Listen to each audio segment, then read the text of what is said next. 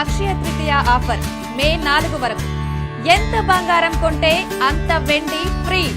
ఒక వ్యక్తి ఆర్థిక పరిస్థితి బాగా లేకుంటే అతను చాలా సమస్యలు ఎదుర్కొంటున్నట్లయితే అతను అరటి చెట్టు చుట్టూ 11 సార్లు ప్రదక్షిణ చేయాలి.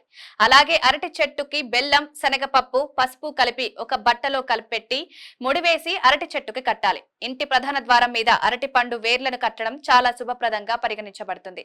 అలా చేయడం వల్ల ఇంటి నుండి ప్రతికూలత తొలగిపోతుంది.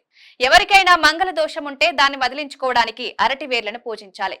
వివాహంలో ఎవరైనా అడ్డంకులు ఎదుర్కొంటున్నట్లయితే గురువారం నాడు పసుపు రంగు దుస్తులు ధరించి అరటి చెట్టును పూజించి అరటి చెట్టుకు పసుపు దారం కట్టాలి. త్వరలో వివాహం జరిగే అవకాశాలుంటాయి. అరటి చెట్టును పూజించడం వల్ల ప్రత్యేక ఆశీర్వాదాలు లభిస్తాయి. గురువారం నాడు అరటి చెట్టుకు నీరు, పసుపు, పూలు, ధూపం వేసి పూజించడం వల్ల ఆర్థిక సమస్యలు తొలగిపోయి అదృష్టం వస్తుంది. అరటి చెట్టు వేర్లను గంగాజలంతో కడిగి పసుపు దారంలో కట్టి భద్రపరిచే స్థలంలో లేదా డబ్బు ఉంచే ప్రదేశంలో ఉంచడం వల్ల సంపద పెరుగుతుంది.